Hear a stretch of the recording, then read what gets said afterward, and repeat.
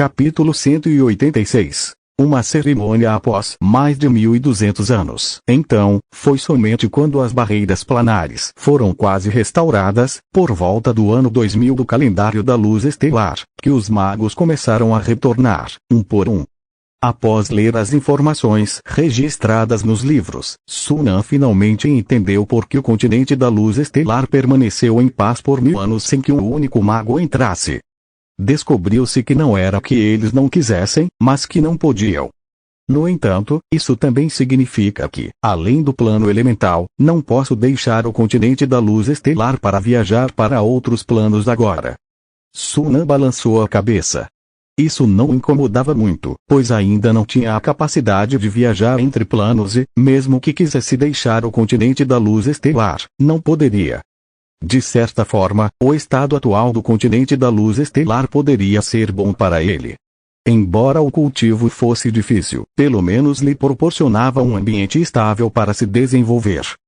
Pelos próximos 700 anos, ele não teria que se preocupar com outros magos ou seres de alto nível vindo para interferir. E se tudo corresse bem, quando esses 700 anos terminassem, ele teria forças para se proteger. De qualquer forma, preciso me concentrar no meu desenvolvimento por enquanto. Sunan refletiu consigo mesmo e largou o livro. Naquele momento, alguém bateu na porta. Entre. A porta se abriu e Carolina entrou, entregando-lhe um relatório de batalha. Mestre, este é o relatório de batalha da cidade Relâmpago. Sunan pegou o relatório e o abriu, erguendo as sobrancelhas em surpresa. O Império Azul se rendeu. Mas, após a surpresa inicial, Sunan rapidamente entendeu que o cajado provavelmente havia desempenhado um papel significativo nos bastidores. O relatório também mencionava que a rendição do Império Azul vinha com a condição de que a Aliança da Luz Estelar não prejudicasse a família Imperial Azul, condição que Koi havia aceitado. O estabelecimento da academia precisa ser acelerado, pensou Sunan consigo mesmo. Com o fim da guerra, o Principado da Luz Estelar provavelmente realizaria em breve uma nova rodada de testes de aptidão, e mais aprendizes seriam enviados para a base. Ele precisava estabelecer a academia o mais rápido possível. No ano de 1269 do calendário da Luz Estelar, durante um mês da colheita, setembro, o Império Azul anunciou sua rendição. Com isso, o Império Dominante que governara a região sudeste do continente por mais de 400 anos chegou ao fim. A Aliança Estelar aceitou imediatamente a rendição do Império Azul e assumiu o controle de todos os seus territórios. Nesta guerra, o Principado da Luz Estelar emergiu como o maior vencedor, anexando cerca de 2/3 dos territórios do Império Azul. O terço restante foi dividido entre os outros 8 países. No mesmo mês, o Principado da Luz Estelar declarou-se o Império da Luz Estelar. Assim, de pé sobre as ruínas do Império Azul, o Império da Luz Estelar saltou para se tornar a nova potência dominante na região sudeste. No entanto, a atmosfera na região sudeste não se tornou pacífica após a guerra. Em vez disso, tornou-se ainda mais tensa. Muitos olhares estavam agora focados no Império da Luz Estelar. Ninguém sabia se esta nação daria continuidade às ambições inacabadas do Império Azul e tentaria se tornar a única governante da região sudeste. Em uma sala silenciosa, o luar entrava pela janela, lançando um brilho suave e prateado sobre a longa mesa, como se estivesse envolta em um véu delicado. Rosalie abriu os olhos imediatamente, olhou na direção de Sunan. Ao ver a figura familiar, uma mistura complexa de emoções brotou dentro dela. Ao sentir a ativação da chave da casa de transações, soube que devia ser Sunan. Depois de hesitar um pouco, finalmente decidiu comparecer à reunião. Estava curiosa para saber o que Sunan tinha em mente ao convocá-los. Logo, o viajante e o cajado também entraram. Ao ver Sunan, ambos exibiram expressões complexas. Qualquer um sentiria uma mistura de emoções ao ver alguém que antes era seu igual, agora alcançando um reino com o qual só podiam sonhar. Afinal, o cajado era um aprendiz de mago de nascimento nobre e rapidamente ajustou sua mentalidade. Olhou para Sunan com um tom respeitoso e perguntou: Senhor, o senhor nos convocou. Precisa de algo? Diante do mago recém-ascendido, o cajado adotou uma forma de tratamento mais respeitosa. O olhar de Sun An percorreu Rosalie e o viajante. Vendo que ambos estavam prontos para ouvir, foi direto ao ponto. Pretendo estabelecer uma academia de magos. Gostariam de servir como professores? Academia de magos. Professores? A equipe, Rosalie e o viajante ficaram paralisados, com os olhos arregalados de surpresa. Eles esperavam que Sun An quisesse recrutá-los, mas nunca imaginaram que ele os convidaria para serem professores em uma academia de magia. Antes que pudessem reagir, Sun An continuou. As principais funções dos professores serão ensinar e manter a ordem na academia.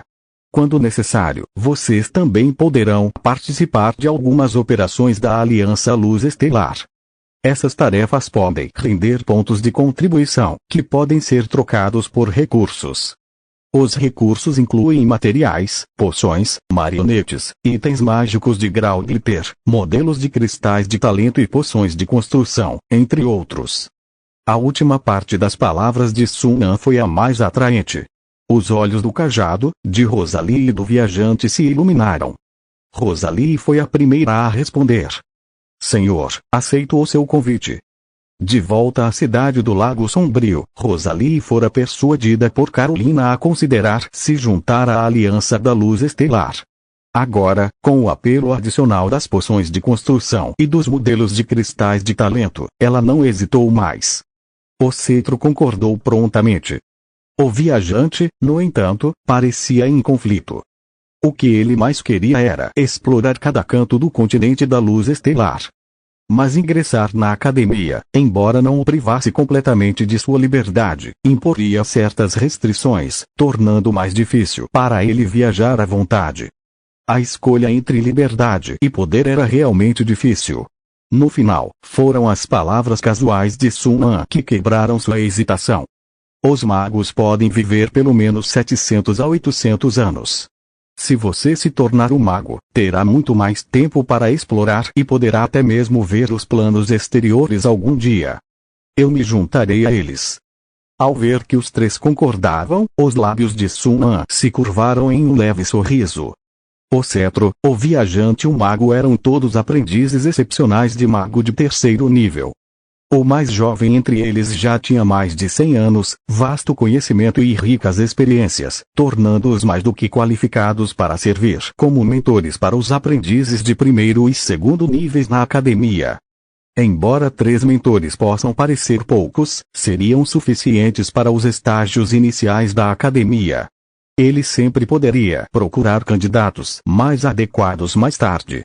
Então estarei esperando por você na base da Cidade Relâmpago. Cidade Teia de Aranha. A cidade estava envolta na noite profunda e silenciosa. As regras dos elfos negros eram extremamente rígidas. Nenhuma outra raça tinha permissão para circular nas ruas à noite sem permissão, e até mesmo os elfos negros do sexo masculino frequentemente enfrentavam severas restrições. Em uma rua mal iluminada, um lagarto correu de 4. O esquadrão de patrulha dos elfos negros, ouvindo o barulho, virou-se em uníssono, com as mãos apoiadas nos punhos de suas espadas curvas, olhos frios e cautelosos. Somente quando avistaram a figura graciosa sentada nas costas do lagarto, soltaram-no e saudaram-no à distância antes de continuar a patrulha. Tajana ignorou a patrulha e silenciosamente cavalgou sua montaria lagarto pelas ruas. Logo, chegou a uma mansão imponente. Acariciou a cabeça do lagarto, fazendo parar, e então desmontou agilmente. Os portões de adamantina estavam firmemente fechados, e as 2 enormes estátuas de aranha que os ladeavam silenciosamente reviraram os olhos, reconhecendo a visitante. Permaneceram agachadas, silenciosas na escuridão. Ao se aproximar, Tajana sussurrou um feitiço, ativando o broche de platina em seu manto. Um brilho tênue emanou do broche, formando uma delicada e bela elfa de pele escura, que então se transformou em uma aranha. Tajana Filir. A garota disse seu nome, e os portões se abriram silenciosamente. Bem-vinda ao lar. Uma voz rouca e áspera emergiu da escuridão atrás dos portões. Tajana encarou a escuridão, franzindo os lábios, e então entrou. O guardião do portão gradualmente se materializou das sombras. Era um fantasma, ou mais precisamente, uma fusão de múltiplos fantasmas. Cada uma das 12 famílias da cidade da Teia de Aranha tinha um guardião assim. Criado por meio de rituais secretos, este guardião abrigava os espíritos de todos os poderosos elfos negros que morriam, limitado às elfas negras, e servia como um formidável protetor da família. Quanto mais antiga a linhagem, mais poderoso era o guardião. Qualquer inimigo que buscasse atacar a família precisava primeiro derrotar o guardião. O guardião diante de Tajana era a amálgama dos espíritos de 272 poderosos elfos negros da família Filir. Aparecia como uma valente mulher Drovo, sua figura esguia e sedutora vestida em couro negro como breu, com apenas os olhos brilhando em um vermelho escuro, como ônix polido. Tajana esperou até que a forma do guardião se tornasse totalmente nítida, então curvou-se levemente e deu um passo à frente, passando direto pela figura fantasmagórica e entrando na mansão.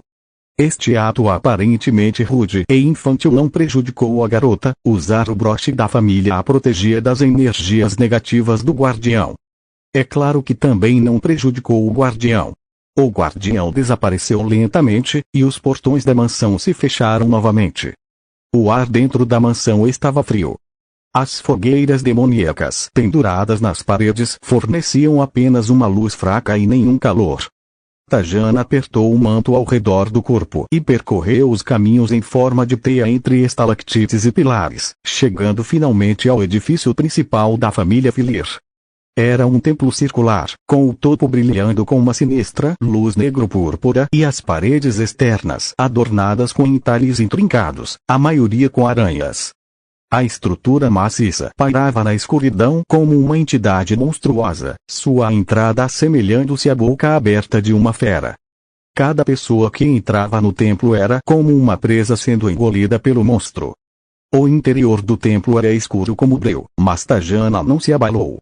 Sua visão de alfa negra permitia que ela visse cada detalhe com clareza. Ela percorreu os corredores estreitos e sinuosos, virando em cada esquina com precisão, até chegar ao centro do templo. Era um salão espaçoso. No centro, erguia-se um altar de mármore negro.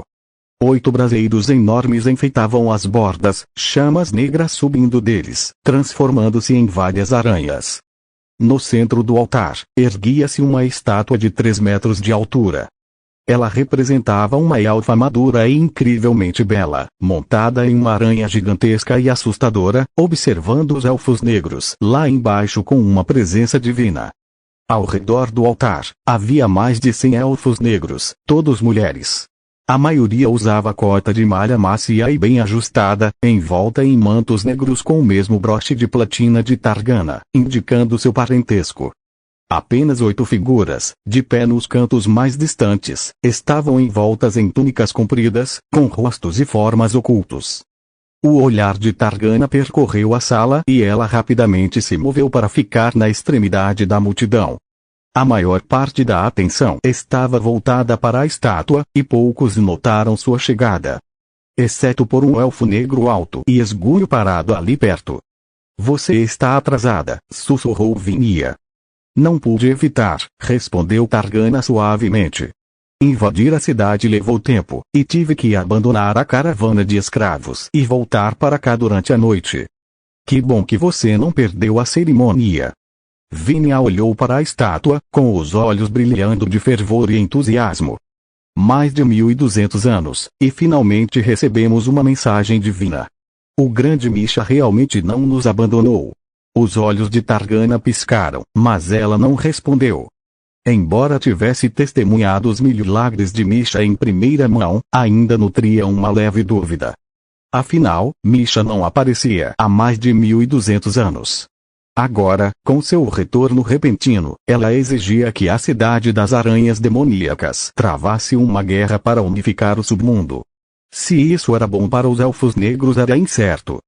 De fato, muitos jovens elfos negros compartilhavam seu ceticismo, mas essa voz dissidente foi abafada pelos escalões superiores fanáticos. Silêncio. Uma voz melodiosa, porém autoritária, soou de repente, silenciando todos os sussurros. O salão ficou subitamente em silêncio. Todos se viraram para olhar para quem falava. Ela era uma elfa negra e esguia, com o rosto delicado e belo.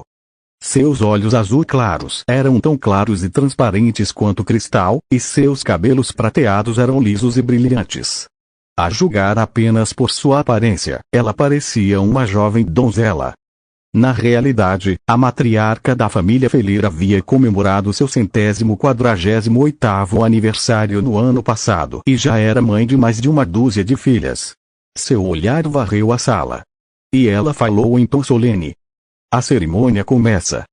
Assim que ela terminou de falar, um som estranho e farfalhante emergiu da escuridão ao redor. Incontáveis aranhas de todos os tamanhos rastejaram para fora das sombras, movendo-se em direção ao altar. Suas 8 patas batiam no chão em um ritmo e melodia peculiares. Em instantes, o altar estava fervilhando de aranhas.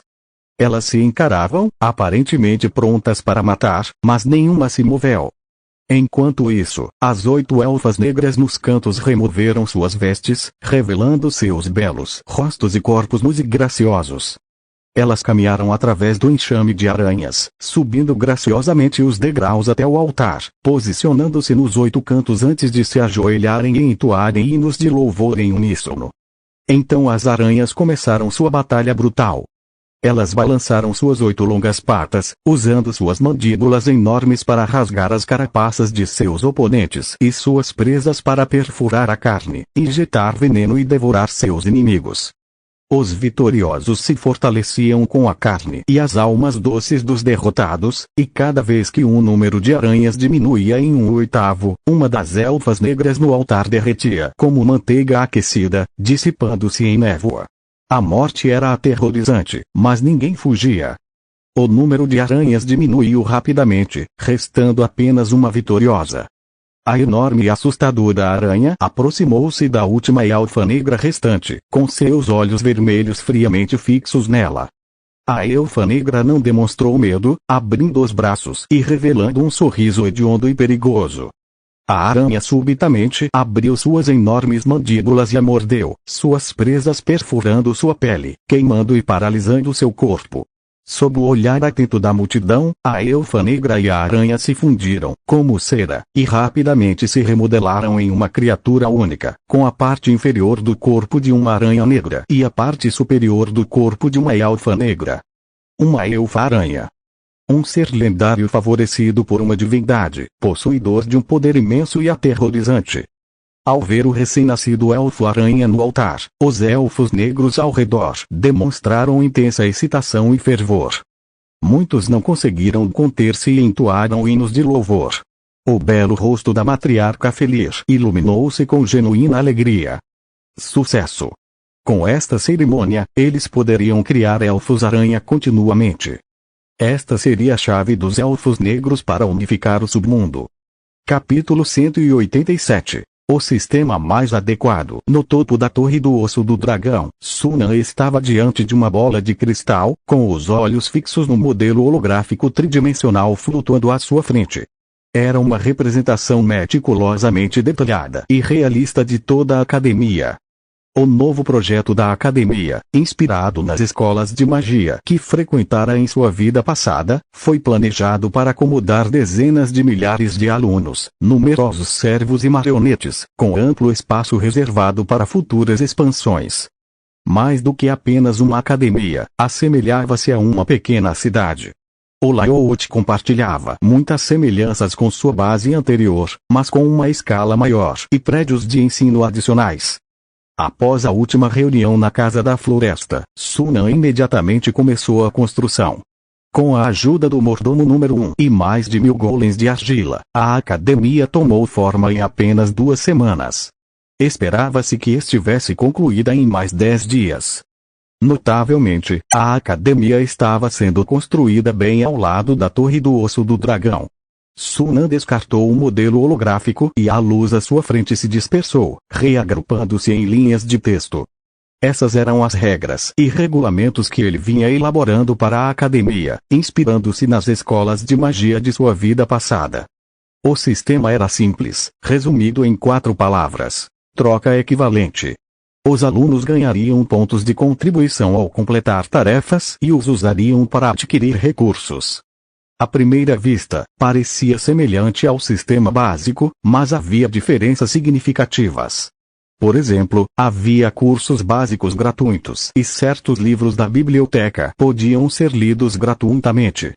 Mais importante ainda, os alunos também podiam comprar recursos básicos e alguns cursos com moedas de ouro.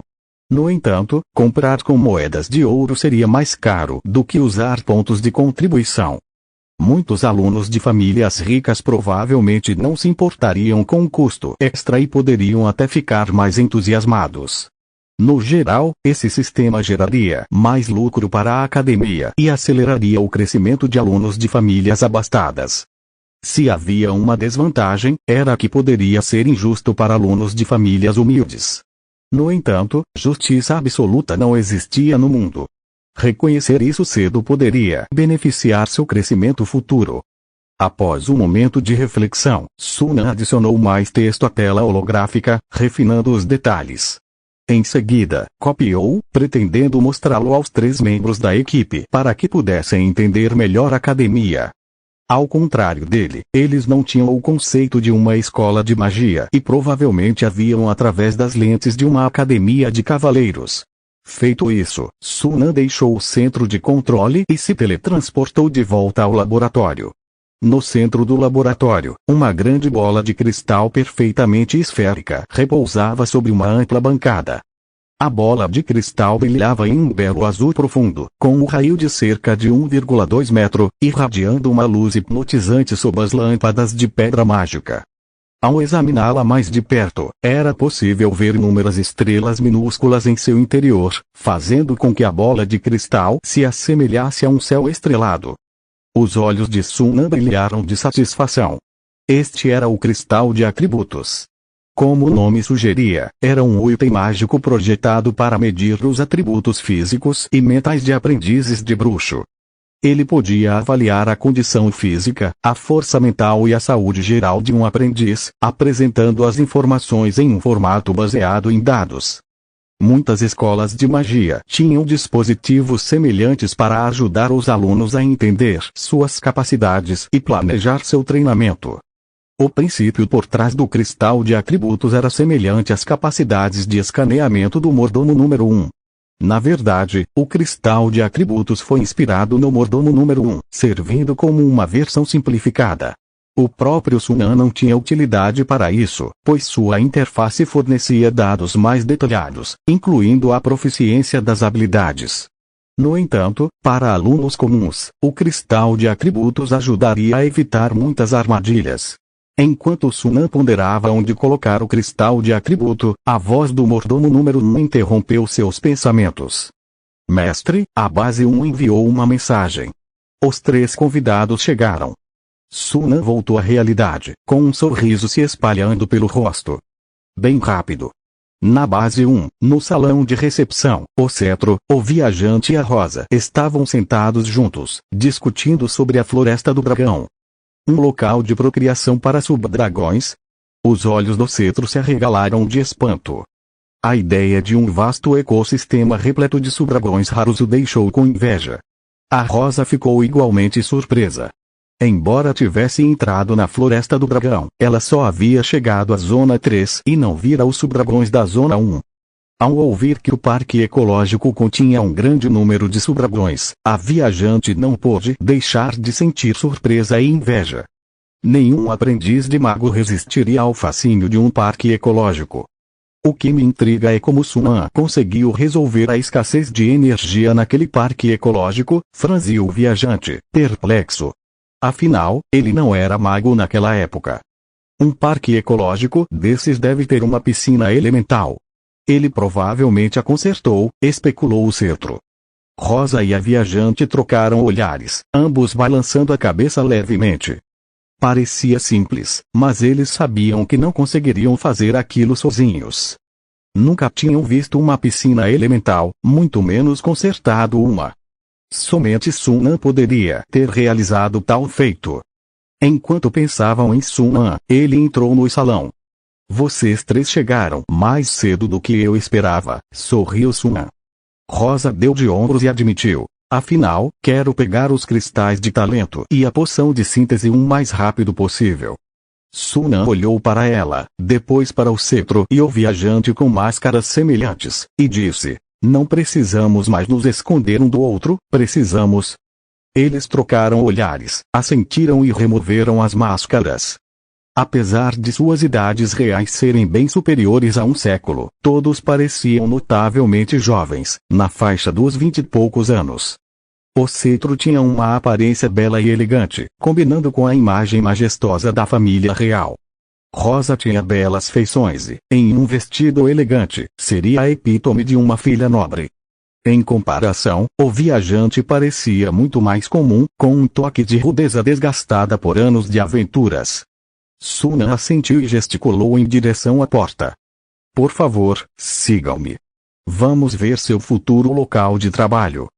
O cetro, Rosa e o viajante estavam curiosos sobre a academia mencionada por Sun-an, então partiram imediatamente. Passaram por um corredor espacial na base e chegaram à Floresta do Dragão. O cetro foi imediatamente atraído para a imponente torre do esqueleto do dragão. Mesmo tendo ouvido falar dela por Rosa e pelo viajante, ele ainda estava chocado. Depois de 1000 anos, os ossos do dragão ainda irradiavam uma tênue aura de poder, tornando fácil imaginar o quão formidável o dragão havia sido em vida. E o mago que havia matado esse dragão e usado seus ossos para construir a torre devia ser ainda mais poderoso. Depois de um momento, o cetro recuperou a compostura e viu que Sun-an e os outros já haviam voado à frente, então se apressou para alcançá-los. Quando avistaram a extensa academia na planície, Rosa e os outros ficaram surpresos. Eles presumiram que Sun-an estava estabelecendo uma pequena academia, visto que o número de aprendizes deveria ser relativamente baixo e não exigiria uma área tão vasta. Percebendo a confusão, Sun-an falou calmamente. A academia recrutará estudantes de todo o continente Luz Estelar. Essa simples declaração causou um arrepio na espinha deles. Seria uma tentativa de unificar o continente Luz Estelar. Se qualquer outra pessoa tivesse dito isso, teria descartado como ostentação, mas Sun-an era diferente. Ele tinha o poder de atingir esse objetivo, não apenas por ser o único mago no continente Luz Estelar, mas também por controlar a enorme aliança estelar. Observando suas reações, Sun-an sorriu levemente e continuou voando. Como havia decidido recrutar Rosa, o cetro e o viajante, precisava prepará-los para certas coisas.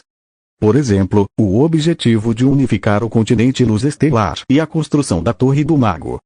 No entanto, havia algumas coisas que ele ainda não podia revelar, como o despertar elemental, o retorno dos magos e o trono negro. Por enquanto, esses assuntos estavam distantes demais para eles, e saber demais poderia ser prejudicial. Além disso, era incerto se viveriam para ver 700 anos a partir de agora. Se um deles se tornasse mago, Sun-an poderia considerar contar-lhes tudo. Não demorou muito para que o grupo percorresse toda a academia. Sun-an então lhes entregou os documentos institucionais preparados. Após uma rápida leitura, todos demonstraram surpresa. Esta academia não era nada parecida com o que haviam imaginado. Normalmente, os alunos pagavam a mensalidade adiantada e os mentores ensinavam em um sistema educacional simples e remunerado. Mas a academia que Sun-an estava construindo levava o princípio da troca equivalente ao extremo. Além de alguns conhecimentos básicos serem gratuitos, os alunos tinham que pagar pontos de contribuição equivalentes ou ouro para receber qualquer coisa. Mesmo os mentores não eram exceção. Este lugar era menos uma academia tradicional e mais uma organização unida por interesses mútuos. De muitas maneiras, essa estrutura poderia até mesmo promover maior coesão e laços mais fortes do que aqueles baseados em relações de sangue. Pelo menos, isso era verdade para os aprendizes e seus mentores. Rosa e seus companheiros ficaram surpresos e secretamente aliviados. Nenhum aprendiz de mago gostava da ideia de ser excessivamente limitado, e os regulamentos que Sun An havia estabelecido garantiam que eles não se sentiriam excessivamente restringidos. Ao ver suas expressões se acalmarem, Sun An sabia exatamente o que estavam pensando e riu interiormente. Este sistema de academias de magos havia sido refinado ao longo dos séculos, por meio de inúmeras tentativas e erros, para se tornar a forma mais prática e eficaz de governança para a comunidade bruxa. Ele havia sido ajustado para se alinhar às necessidades psicológicas de mentores e aprendizes. Quase todas as instituições bruxas em todo o multiverso operavam sob um sistema semelhante. As diferenças residiam nas especificidades da implementação. Algumas faculdades, como aquelas sob a Aliança Azul Profundo e o Códice da Sabedoria, eram mais lenientes e amigáveis com seus alunos. Outras, como aquelas sob o Trono Sombrio e os Espíritos Selvagens, eram mais rigorosas, fomentando uma competição intensa para eliminar os fracos e cultivar os fortes. Estes últimos frequentemente apresentavam taxas de mortalidade muito mais altas entre seus alunos, mas os sobreviventes eram tipicamente muito mais formidáveis. Após lerem o regulamento, Rosa e seus companheiros foram rapidamente atraídos pela lista de trocas que se seguia. Ela detalhava todos os recursos e itens disponíveis para os mentores resgatarem, uma lista muito mais extensa do que a disponível para os alunos. Embora os itens iniciais, como flores da lua prateada, ervas calmantes, elixires de sangue de dragão e golems de pedra, fossem relativamente comuns, as entradas posteriores, como o elixir transcendente, o elixir ilusório, os padrões de núcleo mágico, os anéis guardiões e os golems adamantinos, fizeram-nos respirar fundo. Embora não tivessem ouvido falar de muitos desses itens, as descrições detalhadas deixavam claro o quão valiosos eram. Em particular, o elixir transcendente e o elixir ilusório eram irresistíveis para qualquer aprendiz de mago de terceiro nível. Esses elixires podiam reduzir significativamente o tempo necessário para elevar sua energia mental ao ponto de ruptura, tornando a perspectiva de avanço muito mais tangível. Quanto ao elixir de construto e aos cristais de talento, eram ainda mais atraentes. A variedade de itens na lista deixou os três boquiabertos, com os olhos arregalados de espanto. Embora sempre soubessem que Sun An possuía recursos muito além dos de um aprendiz de mago de terceiro nível, a lista em si superava em muito suas expectativas. O que sabiam antes era apenas a ponta do iceberg. Se a lista vazasse, causaria um grande reboliço entre os aprendizes de mago. Depois de terminar a lista, a determinação de ingressar na academia só aumentou. Quando a academia vai abrir? O viajante não conseguiu conter a curiosidade e perguntou primeiro. Em meio mês, respondeu Sun An calmamente. Os aprendizes da base serão a primeira turma de alunos. Vocês podem usar esse tempo para se familiarizarem com as operações da academia e se prepararem.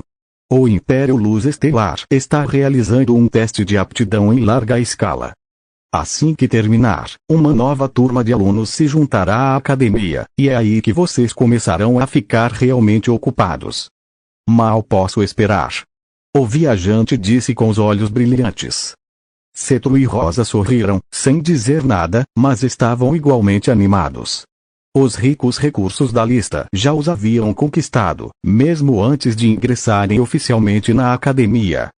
Sun An observou isso e assentiu interiormente. Era precisamente essa a sua intenção.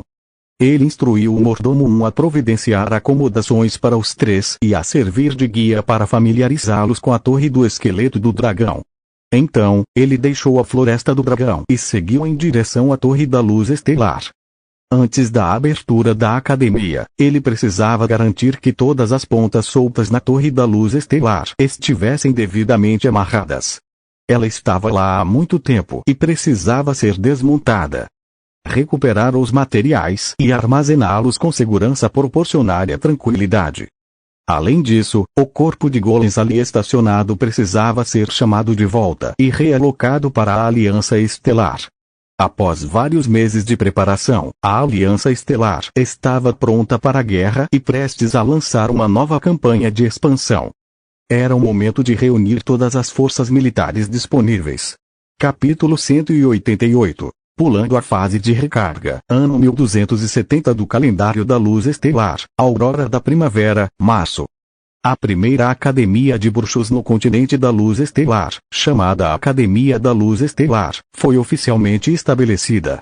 Mais de 500 aprendizes da Floresta do Dragão tornaram-se os alunos inaugurais da Academia da Luz Estelar, iniciando sua jornada acadêmica. Após o período inicial de adaptação, a Academia da Luz Estelar rapidamente se estabilizou e operou sem problemas. Com regras e regulamentos bem estabelecidos, Sunan precisou investir pouquíssima energia na administração da academia, permitindo-lhe concentrar-se em outros assuntos. Quinto andar da Torre do Esqueleto do Dragão, oficina 12. O estrondo da forja de cristais de mana ecoou pela espaçosa oficina. Sunan estava diante da bancada, com os olhos fixos na marionete à sua frente. Tendo se libertado das responsabilidades da academia, ele imediatamente começou a trabalhar no refinamento da versão completa da marionete secreta. Para economizar Mithril, ele não criou uma nova marionete, mas sim aprimorou a existente. A versão completa do fantoche secreto não incorporava gemas rúnicas e diamantes de alto nível. Para aprimorar as capacidades de combate do fantoche, Sunan aprimorou diretamente o design original. Só isso levou mais de 4 meses. Comparado às longas melhorias no design, o processo de aprimoramento do fantoche secreto foi relativamente simples. Após passar mais de meio mês na oficina, Sunan concluiu a tarefa. O fantoche secreto recém-aprimorado ainda utilizava principalmente Mithril e diamantes como materiais principais, mas as quantidades eram mais que o dobro do original. Como resultado, o corpo do fantoche tornou-se significativamente mais resistente, e sua afinidade e capacidade com energia elemental melhoraram drasticamente. Graças a esses aprimoramentos, o controle do novo fantoche secreto sobre partículas de energia foi bastante aprimorado, rivalizando com o de um mago completo. Além das magias originais de nível 0, primeiro nível e segundo nível, Sunan adicionou as magias de terceiro nível que havia dominado recentemente ao repertório do fantoche. Entre os livros que obteve na Torre da Luz Estelar, cerca de 1/10 eram livros de magia. Estas abrangiam uma ampla gama de magias, do nível 0 ao quinto nível, com uma variedade abrangente. Ao avançar para o nível de mago, Sunan agora podia aprender magias de terceiro nível. Assim como havia uma grande diferença entre magos e aprendizes, as magias de terceiro nível eram muito mais poderosas e versáteis do que as de segundo nível. Por exemplo, a magia Tempestade de Neve podia alterar drasticamente o ambiente. A magia Segurar Pessoa podia imobilizar alvos humanos, semi-humanos ou bípedes. A magia Esfera da Invisibilidade podia tornar múltiplos alvos invisíveis em uma ampla área. A magia Fantasma Maior, semelhante a Fantasma Silencioso, mas com efeitos mais fortes. A magia Raio de Enfraquecimento, uma versão avançada do Raio Enfraquecedor. A magia Forma Gasosa, que transformava o alvo em um estado etéreo e permitia voo lento. E muitas outras. Em termos de poder e praticidade, as magias de terceiro nível superavam em muito as magias de segundo nível. De fato, a partir do terceiro nível, o poder das magias aumentava em mais de um nível. Até atingir o posto de mago espiritual verdadeiro, as magias permaneceram uma das ferramentas de combate mais importantes para os magos. Sunan havia testado e descoberto que conseguia dominar uma magia de terceiro nível por mês. Até então, ele havia dominado 11 magias de terceiro nível, todas as quais ele havia incorporado na marionete secreta. Isso era apenas o começo. À medida que dominava mais magias, ele continuaria a inscrevê-las na marionete. No geral, a marionete secreta aprimorada, exceto pela falta de um cristal de talento, tinha capacidades de combate que rivalizavam com as de um mago completo. No ambiente único do continente Luz Estelar, mesmo sem um cristal de talento, as capacidades de combate da marionete não eram muito inferiores às de um mago limitado por vários fatores. Afinal, a marionete tinha baixa dependência de energia externa e podia contar com as pedras de mana em seu corpo para manter a potência de combate, com uma capacidade de luta sustentada muito maior do que a de um mago. Esse ponto por si só já era suficiente para compensar a falta de um cristal de talento até certo ponto. Se não fosse pelo cristal de talento superior de Sun An, o metal líquido, ele talvez não estivesse totalmente confiante em derrotar uma marionete secreta com um suprimento completo de pedras de mana. Assim que mais magias de terceiro nível forem incorporadas, o poder de combate aumentará ainda mais. Um sorriso satisfeito se espalhou pelo rosto de Sun An. Embora o ambiente único desempenhasse um papel, o poder de combate da marionete, comparável ao de um mago completo, já era altamente satisfatório. Se havia um problema, era o custo exorbitante. Só o mithril e as gemas custaram mais de 200.000 moedas de ouro. Outros materiais somaram quase 50.000 moedas de ouro. Incluindo os custos de incorporar várias magias, especialmente as de terceiro nível, o custo total chegou a 330.000 moedas de ouro. Além disso, cada batalha com as marionetes secretas consome uma grande quantidade de pedras de mana. Pedras de mana de nível inferior não atendem mais às suas necessidades, e mesmo pedras de mana de nível médio são o mínimo necessário. Cada batalha é essencialmente um gasto caro. O alto custo de fabricação, combinado com o imenso consumo, faz dele um verdadeiro buraco negro que drena ouro. No entanto, diante de seu formidável poder de combate, essas falhas são até certo ponto aceitáveis. Somente Sun An, com seu cubo de síntese, consegue criar marionetes formais de nível mago. Outros magos, mesmo com centenas de milhares de moedas de ouro, podem não ser capazes de criar tais marionetes. Sun An planeja refinar 2 marionetes secretas para apoiar os esforços de expansão da Aliança Estelar. Com a ajuda dessas 2 marionetes, ele não deverá precisar se envolver diretamente nas batalhas. Após resolver o problema com as marionetes secretas, Sun An começou a se aprofundar no estudo da gravura rúnica. O conhecimento sobre gravura rúnica foi encontrado nos livros que ele trouxe da Torre das Estrelas Deslumbrantes. Esses livros são um tesouro para Sun An em seu estágio atual, sempre trazendo surpresas agradáveis. A gravura rúnica, semelhante às tatuagens mágicas, é uma forma de encantamento. No entanto, as runas são mais avançadas, sendo uma técnica aprimorada desenvolvida por magos com base em tatuagens mágicas.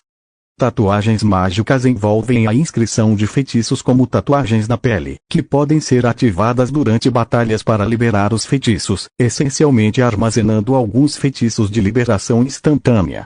A gravação de runas, por outro lado, envolve a inscrição de propriedades específicas de encantamentos na pele.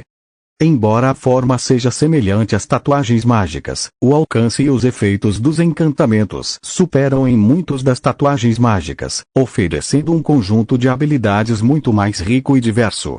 Além disso, as gravações de runas não aparecem visivelmente na pele, reduzindo o risco de ser identificado por inimigos durante as batalhas. Além disso, as gravações de runas ocupam menos área da pele. Uma pessoa média pode ter de 6 a 7 tatuagens mágicas, mas com gravações de runas, 1 ou mais podem ser inscritas sem problemas. De qualquer perspectiva, as gravações de runas ofuscam completamente as tatuagens mágicas. No entanto, os requisitos para a inscrição de gravações de runas são muito mais rigorosos. Somente magos formais com força mental e física suficiente conseguem suportar as intensas flutuações de energia durante a ativação sem sofrer qualquer reação negativa. Gravações de runas, em. O rosto de Sun An assumiu uma expressão pensativa. Desde que ascendeu ao posto de mago, seu poder passou por uma transformação drástica. No entanto, devido ao ambiente, muitos de seus métodos de combate são um tanto limitados. Por exemplo, o poder dos feitiços é enfraquecido e a energia mental consumida é difícil de repor fora da reserva elemental. Itens mágicos recarregam lentamente e usá-los uma vez leva muito tempo para recarregar. Suas marcas de linhagem também não conseguem acompanhar sua força crescente. A menos que ele esteja disposto a gastar mais sangue do tocador de sinos e dos monstros de muitas asas para criar marcas de linhagem mais poderosas, o que é impossível. Ele prefere usar o sangue para extrair energia divina, acelerando o crescimento e o refinamento de sua energia mental. O mesmo se aplica às gemas rúnicas de alto grau. Seu princípio é usar as runas de energia para ativar partículas de energia circundantes, liberando uma enorme quantidade de energia elemental. Portanto, em áreas com baixa concentração de partículas de energia, o dano diminui naturalmente. Não importa quantas gemas rúnicas de alto grau Sunan sintetize, seu poder tem um limite. Embora sejam mais fortes do que quando ele era um aprendiz de mago, o aprimoramento é limitado e está longe de acompanhar o crescimento de seus poderes de mago. Após muita consideração, a única habilidade que Sunan pode usar sem restrições é seu talento de metal líquido. Outros métodos de combate têm poder reduzido ou consumo excessivo. Diante disso, Sunan tem considerado pesquisar um novo método de combate. A gravação de runas é uma de suas escolhas. É claro que simples gravações de runas não serão suficientes. Essencialmente, as gravuras rúnicas são um tipo de item mágico que absorve partículas de energia e as armazena, sendo então ativadas durante as batalhas para liberar os efeitos de encantamento.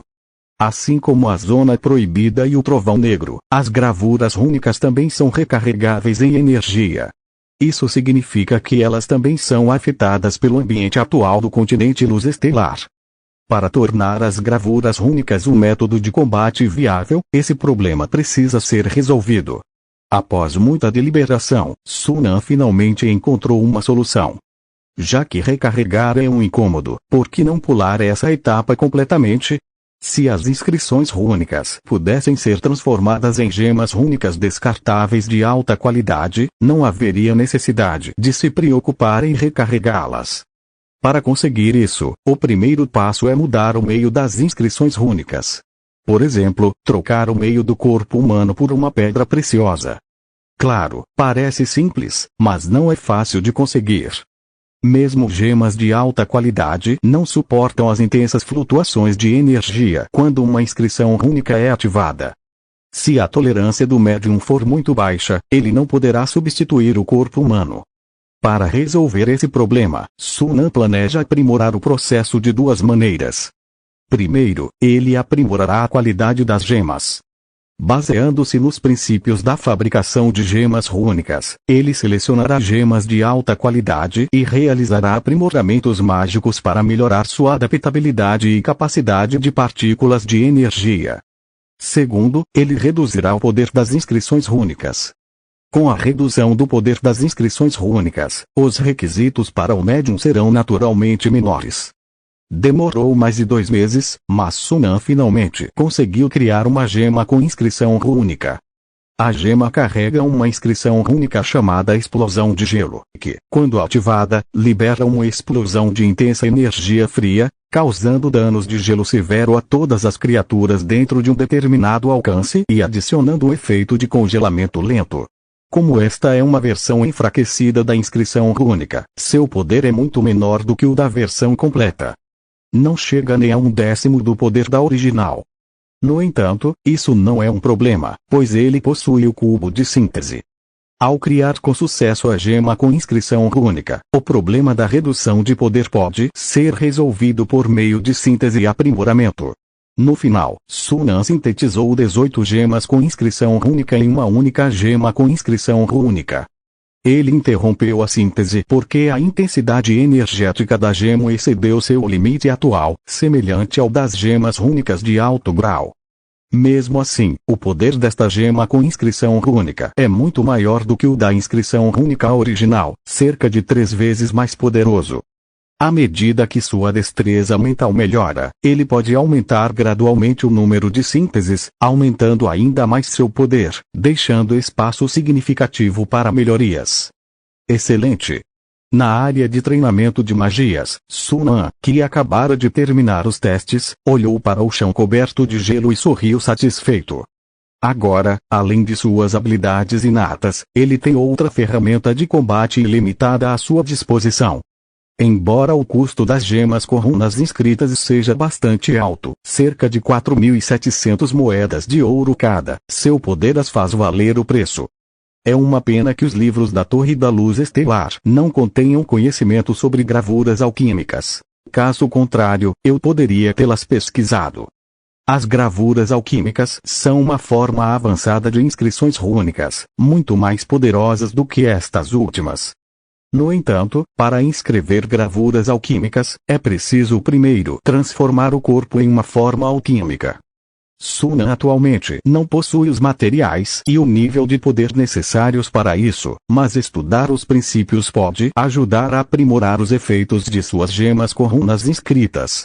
Balançando a cabeça para clarear seus pensamentos ambiciosos, Sunan deixou a área de treinamento de magias e se teletransportou de volta para o centro de controle superior.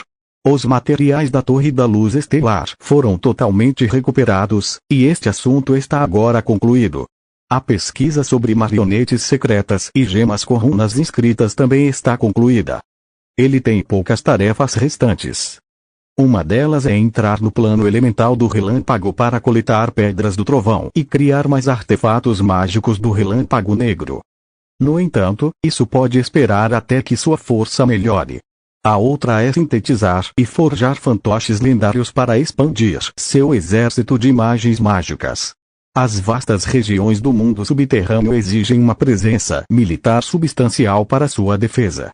Embora a formação de um exército local possa ajudar a aliviar a escassez de tropas, o exército de imagens mágicas continua essencial. Sunan estima que, para unificar o mundo subterrâneo, ele precisa de pelo menos 2 ou 3 grandes exércitos de imagens mágicas. Felizmente, imagens mágicas de nível inferior podem ser criadas por aprendizes e, com o estabelecimento da academia e a chegada de novos alunos, a força de trabalho para a criação de imagens mágicas só aumentará, tornando viável a formação de um exército tão grande. Calculando o tempo, a próxima rodada de testes de aptidão deve terminar em breve. Sunan olhou na direção da academia, com um olhar profundo e pensativo.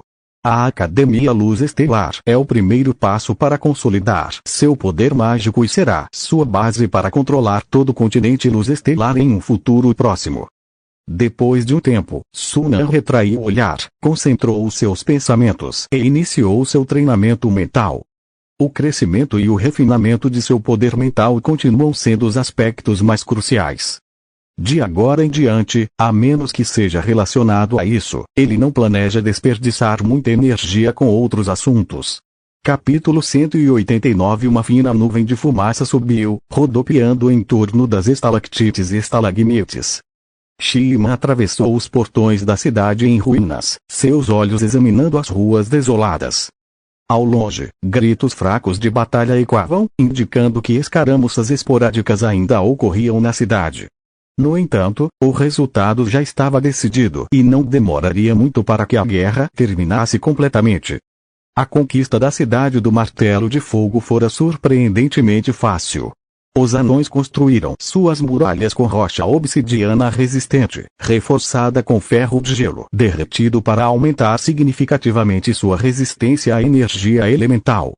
Eles também equiparam as muralhas com várias máquinas de cerco, incluindo balistas e catapultas, tornando suas defesas uma das mais formidáveis de todo o mundo subterrâneo. Infelizmente, eles enfrentaram o poder imparável do exército de golems. Os ataques das balistas e catapultas tiveram pouco efeito sobre os corpos endurecidos dos golems. As muralhas também não conseguiram resistir à investida massiva dos golems. Sob o ataque implacável liderado pelos golems adamantinos, as orgulhosas defesas da cidade de Martelo de Fogo ruíram em menos de meia hora. Sem as muralhas para impedi-los, o exército golem marchou adiante, derrotando rapidamente os defensores da cidade de Martelo de Fogo. Agora, a maior parte da cidade de Martelo de Fogo estava sob o controle da Aliança Estelar.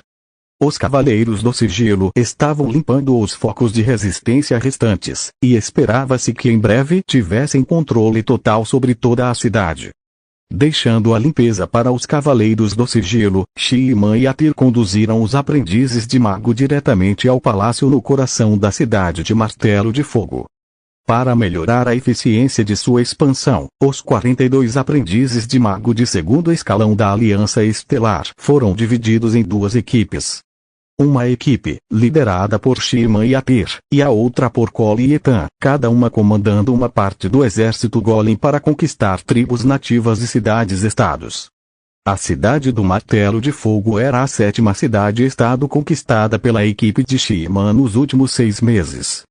O rei anão já havia morrido na batalha nos portões da cidade, e agora eles se dirigiam ao palácio para reivindicar as riquezas da cidade.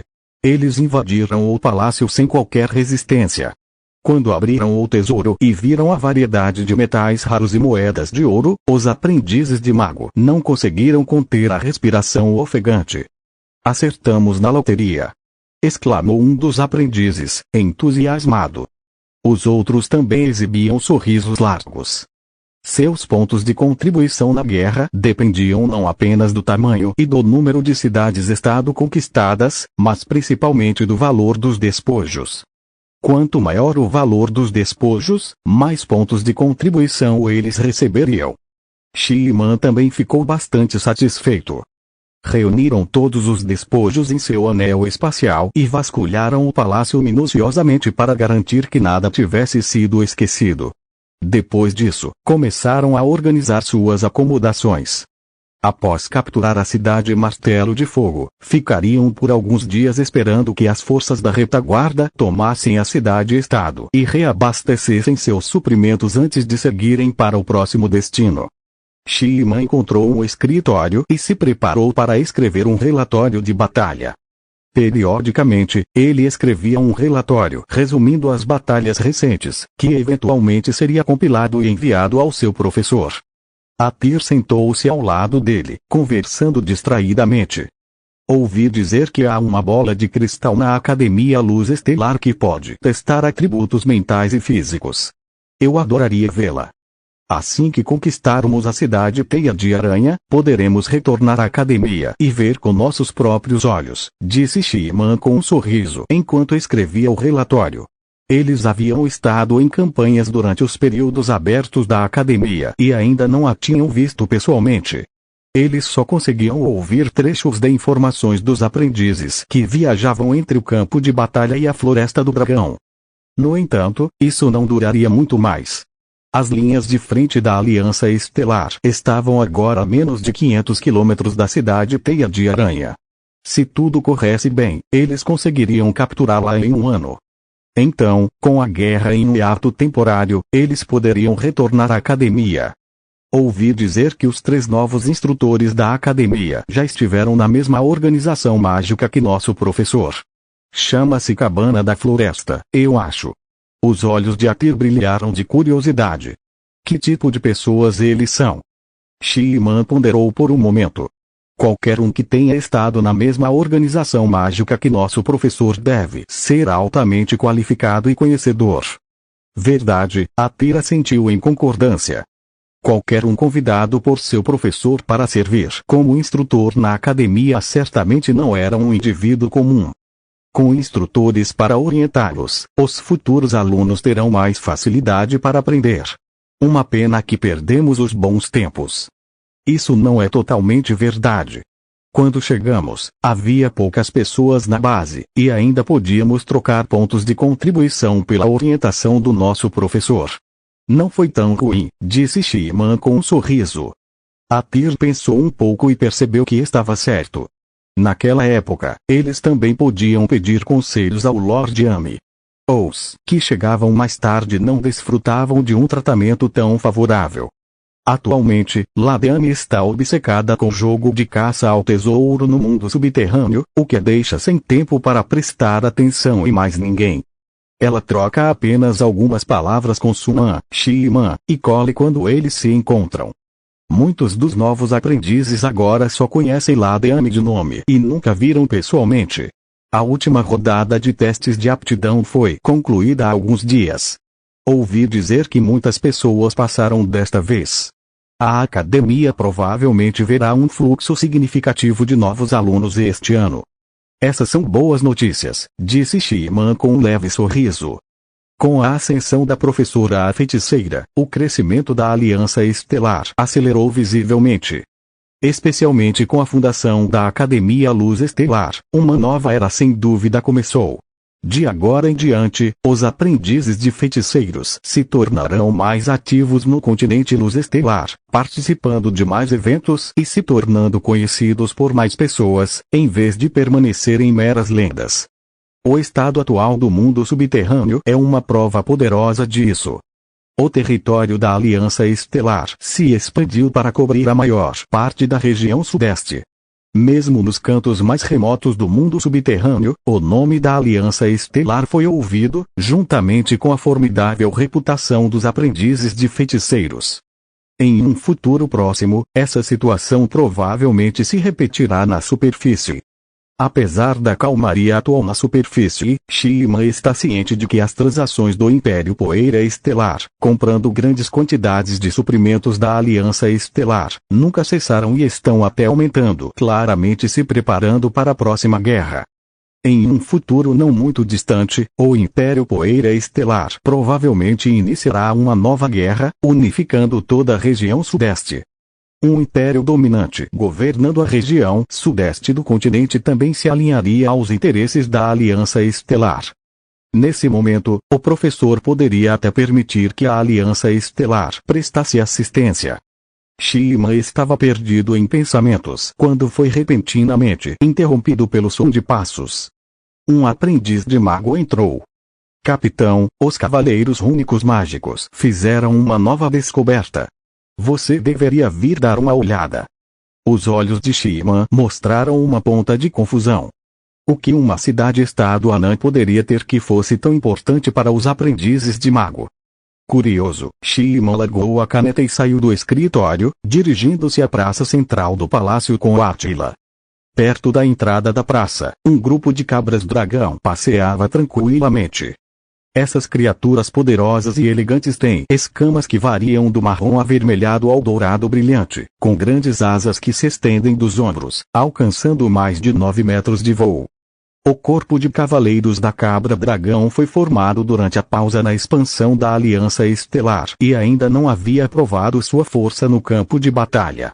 Foi somente há mais de meio ano, quando a Aliança Estelar retomou sua expansão, que os Cavaleiros do Dragão Cabra tiveram a oportunidade de exibir seu poder.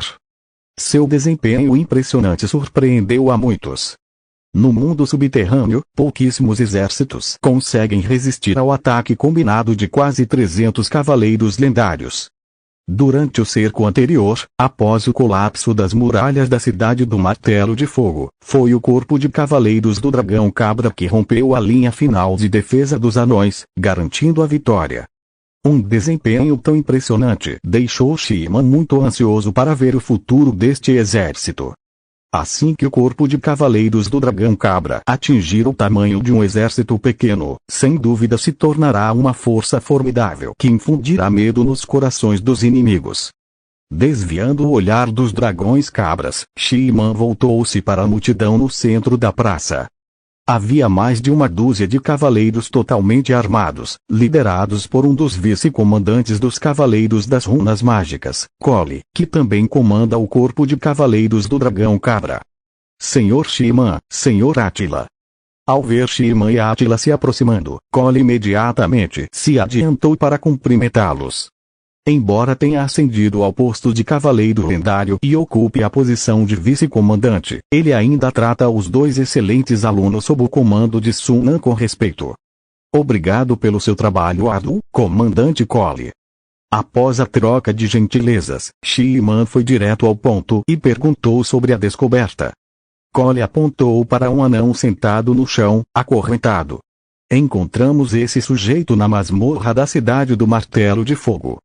De acordo com os guardas, ele escapou de uma cidade-estado que foi invadida por elfos negros e posteriormente aprisionada pelos anões. Achei que poderíamos obter alguma informação dele, então o trouxemos para fora da masmorra, e descobrimos que conseguimos algumas informações úteis. Ao ouvir que se tratava de elfos negros, as expressões de Shima e Átila ficaram mais sérias. Shima se virou para olhar para o gnomo. Talvez ele tivesse sofrido muito durante a fuga, ou talvez tivesse sido torturado pelos anões, mas as roupas do gnomo estavam esfarrapadas e mal ofereciam cobertura, seu corpo estava sujo e seu rosto estava visivelmente magro, tomado pelo pânico. Tanto anões quanto gnomos faziam parte dos chamados parentes da pedra, habilidosos em trabalhar com pedras, mineração e metalurgia. Os anões eram famosos por sua forja de metais, com muitos ferreiros excelentes em suas fileiras, e as armas e armaduras que eles fabricavam eram muito procuradas no mundo subterrâneo. Os gnomos, por outro lado, eram, em sua maioria, adeptos da engenharia mecânica complexa. No entanto, apesar de pertencerem à mesma linhagem, a relação entre anões e gnomos era tensa, frequentemente levando a conflitos e disputas. Não era difícil imaginar um gnomo fugindo para uma cidade anã e acabando na prisão. Shi-Man voltou seu olhar para Colin, lançando-lhe um olhar interrogativo. Colin não se esquivou, com uma expressão grave ao dizer: de acordo com este sujeito, os elfos negros intensificaram seus ataques no último ano, conquistando várias cidades-estado. A região num raio de 300 quilômetros da Cidade-Aranha está agora sob seu controle. Shi-Man e Atel imediatamente franziram as sobrancelhas. Eles sabiam das campanhas militares da Cidade-Aranha contra cidades-estado vizinhas há vários anos. Embora estivessem surpresos com a unidade sem precedentes dos Elfos Negros e a ausência de conflitos internos, a Cidade-Aranha ainda estava longe da Aliança Estelar, e suas ações militares eram insignificantes, então a Aliança não havia prestado muita atenção. No entanto, eles não esperavam que o território da Cidade-Aranha se expandisse tanto. Por essa lógica, eles não estavam longe do domínio da Cidade-Aranha, e avançar mais 100 quilômetros poderia levá-los a um confronto com as forças da Cidade-Aranha. Shi-Man franziu a testa, confuso. A Cidade-Aranha não deveria ter força para conquistar tantos territórios. O que está acontecendo? Colin olhou para o gnomo e sussurrou. Segundo ele, é porque os Elfos Negros têm um monstro muito poderoso. Apenas um deles foi suficiente para derrotar o exército da cidade-estado deles. Um monstro? A mente de Shi-Man percorreu as feras exóticas tipicamente mantidas pelos Elfos Negros, mas nenhuma delas possuía um poder tão formidável. Franzindo a testa, ele se virou para o gnomo, olhando para ele. Como eram os monstros que você viu? Reconhecendo o alto status do inquiridor, o gnomo não ousou esconder nada, engolindo em seco e gaguejando. Suas partes inferiores são aranhas, e suas partes superiores parecem exatamente elfos negros. Eles se movem muito rápido.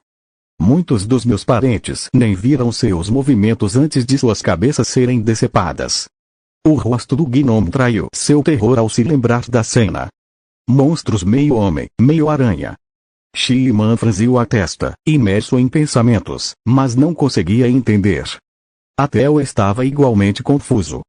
Vamos escrever isso no relatório de batalha. Se for o professor, ele pode saber o que essas criaturas são. Tendo-se decidido, Shi-Man ignorou o gnomo e se virou para Colin.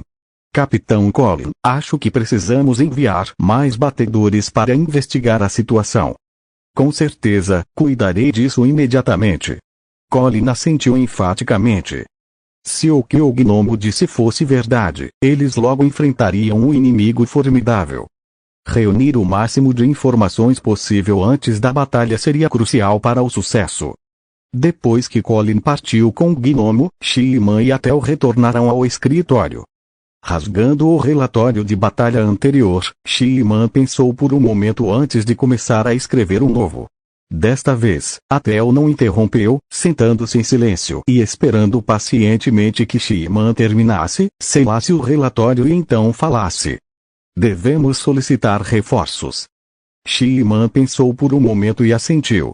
De acordo com Carolina, o professor criou recentemente uma poderosa marionete de alto nível, que ele planeja usar no campo de batalha.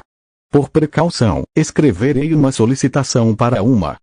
Com base na descrição do gnomo, os monstros meio-homem, meio-aranha eram pelo menos lendários do quarto círculo, possivelmente até mais, enquanto a marionete mais forte no exército de golems da linha de frente era um golem damantino lendário do terceiro círculo.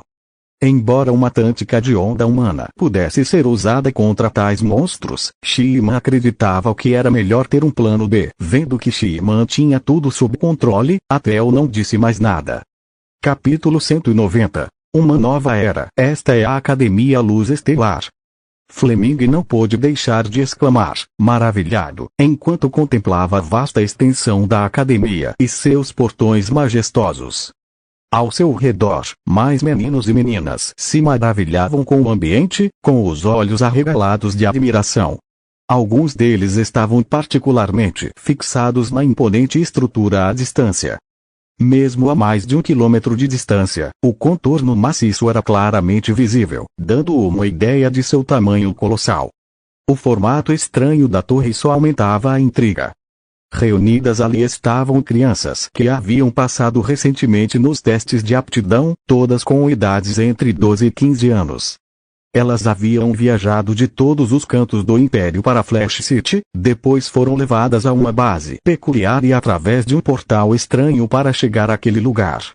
Muitos ficaram perplexos ao perceber como uma simples porta poderia transportá-los para um ambiente tão diferente, com uma grande academia surgindo repentinamente diante deles.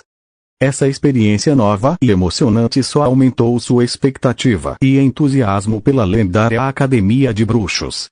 Naquele momento, o rapaz e uma moça emergiram dos portões da academia.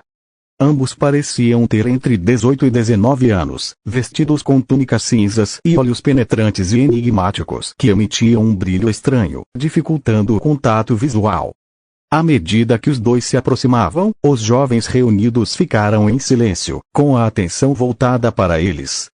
Era evidente que se tratava dos representantes enviados pela academia para cumprimentá-los. Meu nome é Shiikin Bradley, e esta é Duvina Tredivae. Nós os guiaremos em um tour pela academia. Por favor, permaneçam em silêncio durante o tour, não façam perguntas aleatórias e não toquem em nada sem permissão. As consequências recairão sobre vocês se o fizerem. Shiikin falou como uma expressão inexpressiva antes de se virar e caminhar em direção aos portões da academia. Sigam-nos. Os rapazes e moças trocaram olhares, mas os seguiram obedientemente. Ele não parece ser alguém com quem seja fácil conversar, sussurrou Donovan para Fleming. Fleming assentiu. Ele ouvira dizer que muitos aprendizes de bruxo tinham personalidades reclusas, e este Shiikin poderia ser um deles. Por outro lado, Duvina parecia mais acessível, chegando a oferecer-lhes um sorriso caloroso. Ao passarem pelos portões, a paisagem à sua frente se abriu de repente. Prédios de estilo estranho pontilhavam a paisagem, capturando imediatamente a atenção dos jovens aprendizes. Nas ruas largas, eles viram muitos aprendizes correndo de um lado para o outro, lançando olhares rápidos para os recém-chegados antes de continuarem seu caminho. Cave! Um grito um tanto estridente ecoou do alto. Fleming olhou para cima e viu uma dúzia de corvos circulando no céu. O surpreendente era que esses corvos eram excepcionalmente grandes, com pele escamosa e olhos vermelhos sangue. São corvos de olhos vermelhos, explicou Duvina, notando os olhares curiosos dos recém-chegados. Eles são os cães de guarda da academia. Qualquer aprendiz que violar as regras à vista deles enfrentará a punição apropriada. Não os subestimem, esses corvos de olhos vermelhos são muito inteligentes. Os jovens aprendizes olharam para os corvos com um respeito renovado. Esta é a biblioteca. Os livros do primeiro andar são gratuitos para empréstimo, mas devem ser lidos na biblioteca. Livros do segundo andar e acima são pagos. Este é o prédio de ensino, onde vocês terão suas aulas. O quadro de avisos na entrada lista a programação da próxima semana. Vocês podem escolher livremente quais aulas assistir. Os cursos básicos são gratuitos, mas os cursos avançados são pagos. Aquele é o salão de missões. Vocês podem participar de missões lá para ganhar pontos de contribuição. Embora a academia ofereça alguns recursos gratuitamente, a maioria, especialmente os de nível médio a alto, exige pontos de contribuição para serem obtidos. Apesar da frieza, Shiikin foi minucioso, explicando detalhadamente cada local por onde passavam. Fleming suspeitou que provavelmente havia recebido uma tarefa, e era por isso que estava sendo tão diligente. Embora a academia permita que todos os aprendizes participem de missões, há muito poucas adequadas para recém-chegados. Sugiro que se concentrem nos estudos primeiro. Depois de ganharem alguma força, poderão participar de missões com mais eficiência. Dovina interrompeu com um sorriso amigável e uma sugestão útil. A maioria dos recursos básicos pode ser comprada com moedas de ouro, então não desperdicem seu tempo e energia com coisas que podem ser compradas com um pouco de ouro. Muitos dos novos aprendizes concordaram com a cabeça. No entanto, alguns dos recém-chegados, vestidos de forma mais simples, pareceram preocupados, permanecendo em silêncio. Não tinham muito ouro sobrando. Logo, o grupo chegou a uma praça espaçosa. No centro da praça, havia um enorme orbe de cristal, com mais de uma dúzia de alunos enfileirados em frente a ele. É o cristal de atributos. Ele mede os atributos físicos, a força mental e a saúde dos aprendizes de mago, exibindo os resultados como dados. Assim que começar seu treinamento, você pode usar o cristal de atributos periodicamente para acompanhar melhor seu progresso. Dovani apontou para o cristal de atributos e explicou. Assim que terminou, uma caloura animada falou: Senhor, podemos experimentar? Dovani olhou para Shiikin, sem ver nenhuma objeção da parte dele, e sorriu. Concordando.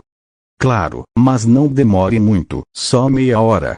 Com a permissão concedida, muitos calouros saíram da fila ansiosamente e se juntaram à fila. Felizmente, o tempo de uso individual do cristal de atributo era curto. Em 10 minutos, chegou a vez dos calouros. Fleming foi o primeiro a se apresentar. Seguindo as instruções de Duvanier, ele colocou a palma da mão na superfície do orbe de cristal. Uma leve sensação de formigamento se espalhou por sua palma e, logo, uma linha de texto apareceu no orbe. Atributos físicos. 2,2. Força mental. 0,7. Estado de saúde. Bom, ligamento do braço direito levemente distendido. Espera-se que cure naturalmente em 2 dias. Alta afinidade com o elemento fogo, adequado para magia de fogo. Fleming foi pego de surpresa. Alguns dias antes, ele havia distendido o braço direito enquanto praticava técnicas marciais.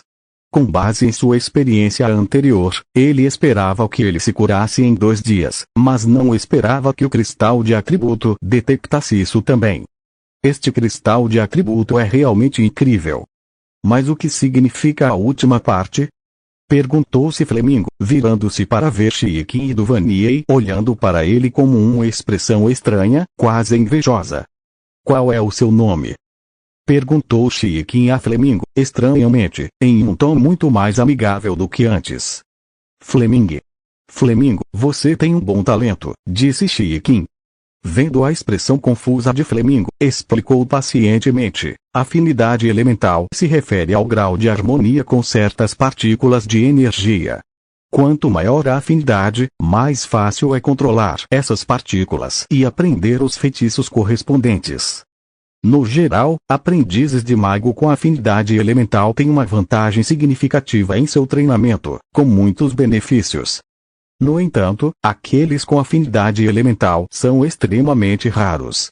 De 100 aprendizes de mago, você pode não encontrar nenhum. Ao ouvir isso, os olhares dos calouros para Fleming se encheram de inveja e ciúme. Fleming também ficou surpreso. Então, ele era um gênio? Os calouros subsequentes passaram pelo teste, mas nenhum deles demonstrou a mesma afinidade elemental que Fleming. Depois de meia hora, Shiikin interrompeu o teste e os conduziu até sua residência. Era um dormitório semelhante a um castelo. 2 imponentes golems de aço guardavam a entrada. Este é o seu dormitório.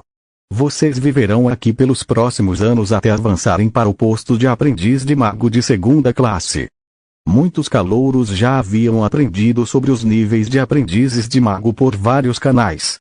Assim que Shiikin terminou de falar, um calouro não conseguiu conter a curiosidade e levantou a mão para perguntar: Senhor, onde moram os aprendizes de magos de 2ª classe?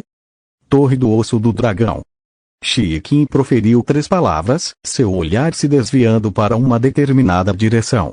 Seu rosto normalmente inexpressivo revelava uma nítida sensação de desejo. Até os olhos de Duvanier brilharam de admiração.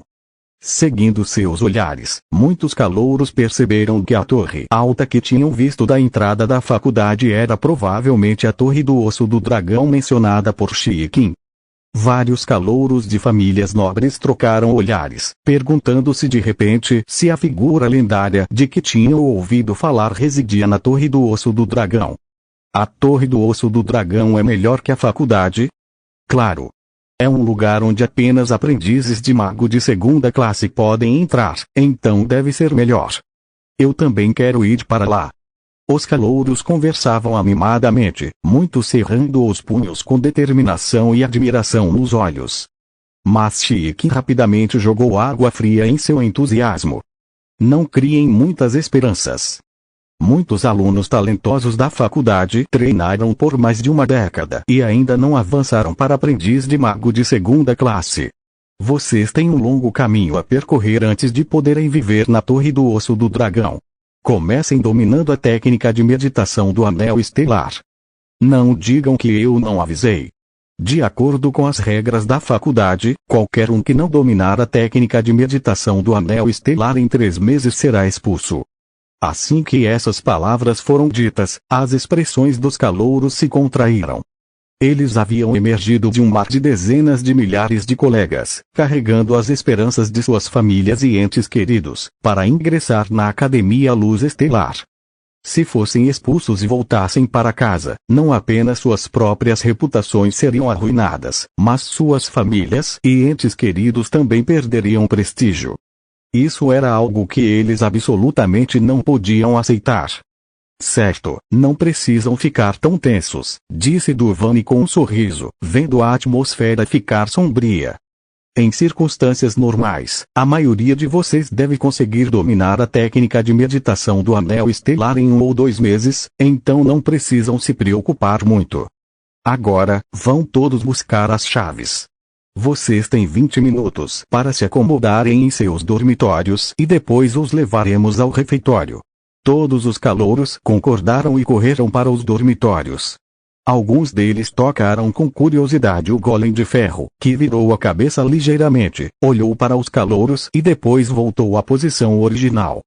Enquanto isso, em um prédio a cerca de 300 ou 400 metros de distância, 3 indivíduos estavam parados perto da janela, observando os movimentos dos calouros. 243 alunos, é um número considerável para esta turma, disse Rose. Considerando que esta é a primeira avaliação de talentos no Império Starlight, não é surpreendente que haja tantos, disse Staff com um sorriso. No antigo Principado da Luz Estelar, já era um bom ano se tivessem mais de 10 novos alunos. Mas agora, com 2/3 do território do antigo Império Azul adicionados, esta primeira avaliação de talentos em uma área que nunca havia sediado um evento como este, naturalmente, viu o maior número de qualificados. A avaliação de talentos do próximo ano provavelmente verá uma queda significativa no número de novos alunos. Nunca pensei que veria tantos aprendizes de mago em um só lugar, disse Traveler como uma expressão de espanto. Só de pensar em como esses alunos se tornarão aprendizes de mago de 2º e 3º nível me dá a sensação de testemunhar uma nova era. Rose e Staff também demonstraram um toque de melancolia, concordando com as palavras de Traveler. Naquela época, os aprendizes de mago eram, em sua maioria, escondidos nos bastidores. Mesmo entre a nobreza, apenas um pequeno número sabia de sua existência. Mas agora, embora o povo comum ainda possa desconhecer a existência de aprendizes de mago, entre a nobreza, eles não são mais um segredo. A criação e a admissão da Academia Luz Estelar trouxeram os aprendizes de magos para a vanguarda. É previsível que, com o tempo, mais e mais pessoas em todo o continente tomem conhecimento dos aprendizes de magos. A era dos magos está se aproximando rapidamente. E tudo isso graças a Suna. Ele mudou a maneira como os aprendizes de magos vivem, atraindo cada vez mais pessoas para se juntarem a esta comunidade e expandirem sua influência. Esses alunos têm uma vida muito melhor do que nós antigamente, disse Rose com um suspiro. Quando eu era um aprendiz de mago de primeiro nível, não tínhamos tantas poções para melhorar nossa eficiência de meditação. Traveleira sentiu em concordância. Esses jovens estão avançando muito mais rápido do que nós. Ouvi dizer que 2 alunos do Lord Sunan se tornaram aprendizes de mago de segundo nível em apenas 5 anos. Essa velocidade era inimaginável antes. Você deve estar falando de Shiman e Coral, disse Staff com um sorriso. Ambos têm excelentes talentos naturais e o apoio da academia. Tem boas chances de chegar ao 3º nível de aprendiz de mago aos 50 anos. A expressão de Traveleira era complicada. Ele só havia alcançado o 3º nível de aprendiz de mago quando tinha quase 80 anos. Só podia dizer que não tinha aproveitado os bons momentos. Mas logo se animou. Com os recursos da academia, sua eficiência no cultivo aumentou várias vezes. Embora ainda seja muito difícil avançar para o nível de mago completo antes do fim de sua vida natural, pelo menos ele agora vê um vislumbre de esperança. Só por isso, ele sente que ingressar na Academia Luz Estelar foi uma decisão sábia. Certo, vamos voltar aos preparativos. Rose se espreguiçou, revelando uma figura graciosa. Com os novos alunos, a carga horária dos cursos básicos aumentou, então temos muito trabalho pela frente. Apesar de suas palavras, a expressão de Rose não demonstrava dificuldade, apenas contentamento. Afinal, como mentores, uma parcela significativa de seus pontos de contribuição vem do ensino. Quanto mais cursos ministram, mais pontos de contribuição ganha para trocar por recursos. Sejam poções transcendentais, núcleos de